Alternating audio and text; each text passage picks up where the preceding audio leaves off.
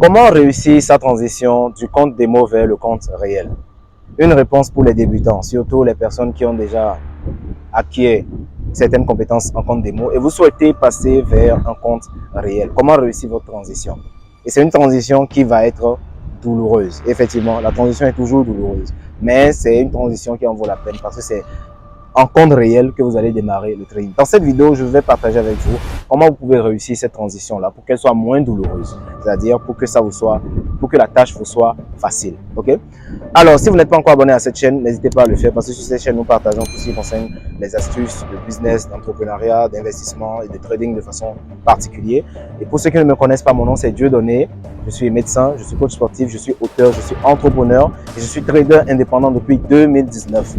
Sur cette chaîne, je partage tous les conseils, astuces que j'utilise au quotidien pour pouvoir booster mes activités, notamment en ce qui concerne le trading et l'investissement de façon générale. Si c'est ce que vous aimez, abonnez-vous à la chaîne. Dites-moi en commentaire si vous aimeriez que je partage sur un thème en particulier pour vous aider aussi à devenir rentable.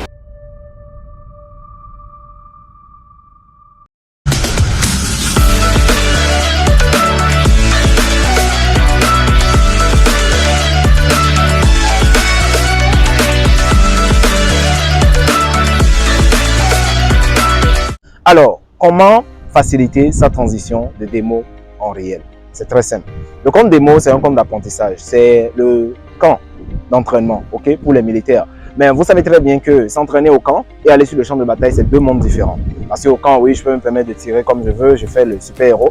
Mais une fois sur le champ de bataille, dès qu'il y a 3-4 obus qui explosent à côté de moi, je me rends compte que non, ça ne se passe pas comme au camp militaire. Donc de la même manière, quand vous êtes en démo, boum, le trading en démo, on gagne 1000 $ tout de suite, on gagne beaucoup d'argent tout de suite, mais en réel, on se fait rapidement renverser. Donc la transition en réel, ça va être une transition douloureuse. Pourquoi? Parce que vous allez impliquer vos émotions. C'est-à-dire que quand vous démarrez en réel, vous allez commencer à sentir la peur de perdre, vous allez sentir l'excitation du gain, vous allez sentir tous les biais cognitifs et émotionnels qu'un trader doit affronter pour devenir rentable. Vous allez commencer à le sentir en réel.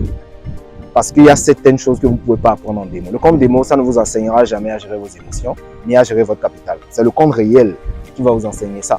Donc, quand vous vous apprêtez à passer en réel, il y a certaines préparations que vous devez faire.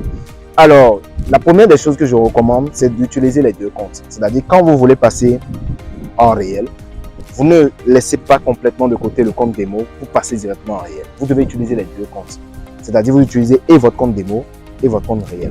Vous faites vos analyses sur le compte démo et sur le compte réel, vous prenez la position. Vous prenez la position sur les deux comptes. C'est-à-dire, vous prenez la position sur le compte démo ainsi que sur le compte réel. Donc, dans votre esprit, ça sera comme si c'est exactement ce qui se passe en démo qui se passe en réel. C'est exactement ce qui se passe en démo qui se passe en réel. Donc, l'inquiétude de perdre ou du moins l'excitation du gain sera légèrement réduite parce que pour votre cerveau, c'est quelque chose que vous avez déjà vécu et vu. Et ce qui se passe devant vous, vous allez voir les prix évoluer exactement de la même manière sur le compte démo comme sur le compte réel. Ce qui vous permettra en fait de comprendre qu'en réel, ce n'est pas aussi différent que du démo. Sauf que dans ce contexte, l'argent réel est en jeu. C'est-à-dire quand vous perdez, c'est vraiment de l'argent réel. Quand vous gagnez, c'est vraiment de l'argent réel. Alors, après chaque position, vous devez prendre une pause. C'est-à-dire, la difficulté pour les débutants quand ils commencent en réel, c'est surtout l'aspect émotionnel. Pour quelqu'un d'expérimenté, même après avoir cramé 150 comptes, ça ne lui dit rien du tout. Même quand il paie 500 $, ça ne lui dit absolument que dalle. Alors que le débutant, dès qu'il démarre, il enchaîne ses premières pertes, même si c'est 2 $, ça le choque. Donc, après votre première position, que ce soit en gain ou en perte, vous faites une pause. Vous vous calmez, vous revenez 2 jours après. Okay? Le temps pour votre esprit de s'adapter progressivement à rester stable, surtout de se conditionner à rester stable par rapport aux résultats qui se présentent face à vous. Donc, si vous avez gagné récemment, vous prenez une pause, vous recommencez. Si vous avez perdu, vous prenez une pause, puis vous recommencez. Et après chaque position, vous devez tenir un journal et retenir les leçons de cette position. Notez ce qui vous a permis de gagner, identifiez-le et notez-le. Et notez ce qui vous a permis de perdre. Identifiez-le et notez-le. Maintenant, un piège qu'il faut éviter lorsqu'on est débutant et qu'on passe en réel, c'est de vouloir tout de suite montrer aux gens que oui, je fais du trading, ouais, ça commence à marcher et tout. C'est-à-dire être excité à l'idée de partager ses gains ou bien de montrer ses gains. ça vous piège. Pourquoi? Parce que quand vous montrez vos gains aux gens, psychologiquement, vous vous croyez puissant. Vous vous croyez fort. Vous croyez que oui, vous y êtes déjà arrivé, vous êtes déjà devenu rentable. Et cet excès de confiance, tout de suite, vous allez comprendre les conséquences sur les marchés. Donc, quand vous passez en réel, vous devez faire preuve de discrétion. Et effectivement, vous faites preuve de discrétion et de concentration. Vous devez faire en sorte que ce qui se passe sur les marchés soit entre le marché et vous, peut-être même avec votre mentor. Mais diffuser au large du monde, ça ne vous apporte pas grand-chose d'intéressant, à part le fait de vous retrouver en excès de confiance et de perdre davantage d'argent. Donc, tout ce qui se passe sur le marché, vous faites au moins 6 mois de discrétion absolue.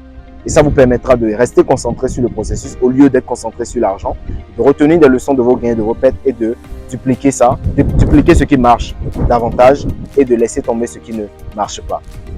Donc, si vous avez encore d'autres astuces qui permettront aux traders débutants, une fois qu'ils passent en réel, de s'adapter mieux, n'hésitez pas à le dire en commentaire. Et si vous avez besoin d'un accompagnement complet, d'un coaching complet pour booster votre carrière de trading, contactez notre académie directement et ensemble nous allons travailler avec vous pour vous aider à avancer beaucoup plus rapidement. En attendant, je vous dis à la prochaine vidéo et surtout, boostez votre business.